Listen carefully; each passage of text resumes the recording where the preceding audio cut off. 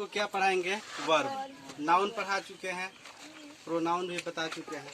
ठीक है, देखिए इंग्लिश का शुरुआत एक्चुअली में यहीं से होता है। ठीक है, अगर जो देखा जाए ना तो इंग्लिश का फर्स्ट चैप्टर क्या होगा? वर्ब होगा। देखिए कैसे होगा, क्या होगा? वर्ब होगा। वर्ब का हिंदी क्या होता है बने?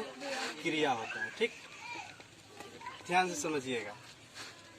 भारत में कहाँ से पढ़ाया जाता है? नाउन से। समझ रहे हो ना? अब बताए थे हम एक बार कि छोटा बच्चा होता है तो उसके दादाजी आएंगे तो उससे कहेंगे कि कहो दादा, तो वो दादा बोलता है ना, तो वहाँ से किसका आविष्कार होता है? नाउन का। होता है कि नहीं? वो क्या बोलता है सबसे पहले? नाउन। लेकिन बाबू उससे पहले वो मुस्कुराता भी है, रोता भी है। रोता है कि नहीं रोता है? तो वही क्या करता है? मुस्कुराना या रोना उसके क्या दिखाएगा? बच्चा का स्टेट को दिखाता है। स्टेट मतलब होता है अवस्था। किसको दिखाएगा बाबू? स्टेट को। स्टेट का हिंदी क्या होता है? अवस्था। अवस्था को दिखाएगा या डूइंग वर्ड्स को दिखाता है। क्या दिखाता है बने? डूइंग वर्ड्स को दिखाता है। ठीक है, यानी इसको भी क्या कहेंगे हम? क्रिया। यानी वो क्या करता है? या तो रोता है या तो मुस्कुराता है। समझ रहे हो ना? तो रोना क्या हो गया? स्टेट यानी अवस्था। उसकी अवस्था क्या है? रोने की। अगर जो हंसेगा तो उसकी अवस्था क्या होगी? हंसने की। तो बाबू देखो तो पापा मम्मी बोलने से पहले वो कौन सा क्रिया करता है? रोने की या हंसने का। समझ रहे हो ना? अब देखिए बाबू ध्यान से, वो तो यहाँ तक आप लोग समझ गए आसानी से। अब देखिए होता क्या है, ये किसी भी व्यक्ति की क्या दिखाएगा? स्टेट को दिखाएगा और इसकी यानी अवस्था और क्रिया को ही दिखाता है। ठीक है बाबू, हम वर्ब को कितने भागों में बांटते हैं? एक बात ध्यान से आप लोग सुन लीजिए। आज हम लोग इसको क्या पढ़ेंगे? आज से वर्ब पढ़ेंगे। क्या पढ़ेंगे बाबू? वर्ब। क्यों वर्ब पढ़ेंगे? क्योंकि बहुत सारा स्टेट की बात कर रहे हैं। स्टेट में इसको क्या पढ़ा जाता है? चाहे टीचर हो चाहे स्टूडेंट हो, इसको क्या पढ़ता है? सब वर्ब पढ़ता है। क्या पढ़ता है? वर्ब। लेकिन वर्ब नहीं पढ़ा जाता है। इतना बड़ा मिस्टेक कैसे हो सकता है? देखिएगा बाबू, भ और व में अंतर नहीं है जी, बिल्कुल है। ठीक, अब देखिएगा भी से क्या होता है? वह होता है कि भ होता है? वह ना होता है जी। तो इसलिए हम इसको क्या पढ़ेंगे? वर्ब पढ़ेंगे। ठीक है, इसमें कोई मिस्टेक मत करिएगा। ठीक, अब देखिए ध्यान से, वर्ब को हम कितने भाग में बांटते हैं? दो भाग में। कितने भाग में बाबू? दो भाग में बांटते हैं। पहला वर्ब कौन होता है? Main verb. कौन होता है बाबू? Main verb. और दूसरा क्या होता है? Helping verb. Helping verb. ठीक है, अब देखो मेन वर्ब का हिंदी होता है मुख्य क्रिया। मुख्य क्रिया। और इसका सहायक क्रिया। सहायक क्रिया। ठीक है बाबू, यहाँ तक कोई प्रॉब्लम नहीं होना चाहिए। अब देखिए बाबू ध्यान से, किसी भी मूवी में एक मेन हीरो होता है, ठीक उसी प्रकार किसी भी वाक्य में एक मेन वर्ब होता है। इसकी बिना कोई सेंटेंस कंप्लीट नहीं बन सकता है। देखिए क्यों? इसके लिए अगर हम कुछ लिख दे तो ध्यान से देखिएगा।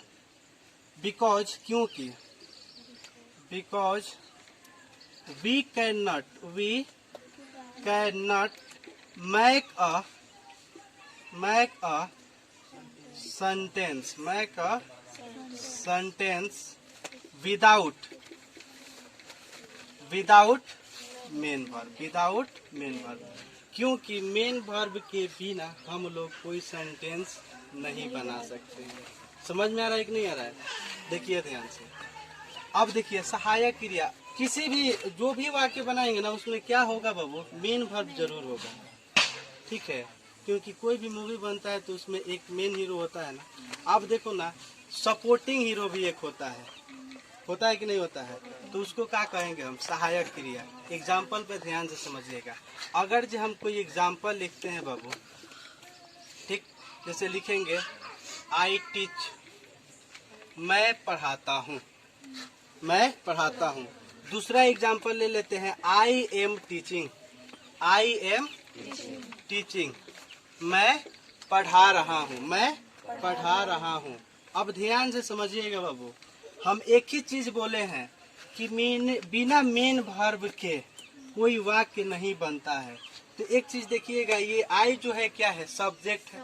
सब्जेक्ट में प्रोनाउन ना है जी, लेकिन ये आपका क्या हो जाएगा, अब मेन वर्ब होगा कि नहीं होगा, क्योंकि हम बताए हैं कि बिना मेन वर्ब के कोई सेंटेंस नहीं बनता है, समझ रहे हो ना। तो ये क्या होगा, आपका मेन वर्ब होगा। क्या होगा, मेन वर्ब। अब ध्यान से देखिएगा एग्जाम्पल नंबर 2, इसमें लिखे आई एम टीचिंग।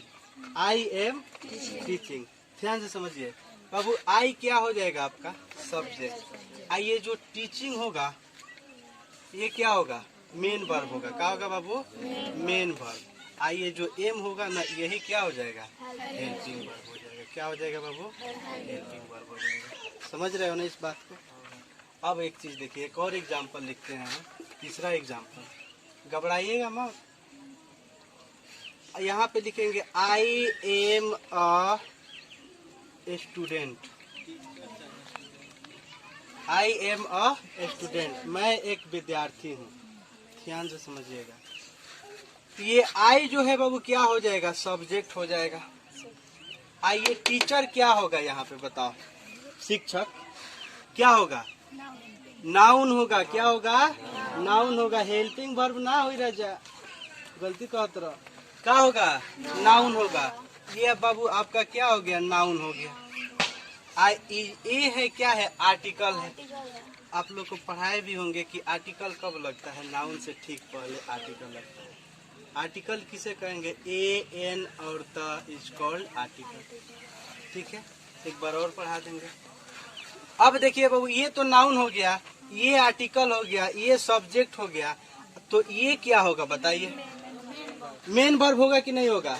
बिल्कुल सही। क्यों मेन वर्ब होगा, क्योंकि हम यहाँ पे लिख दिए because we can not make a sentence without main, यानी मेन वर्ब के बिना कोई वाक्य नहीं बनता।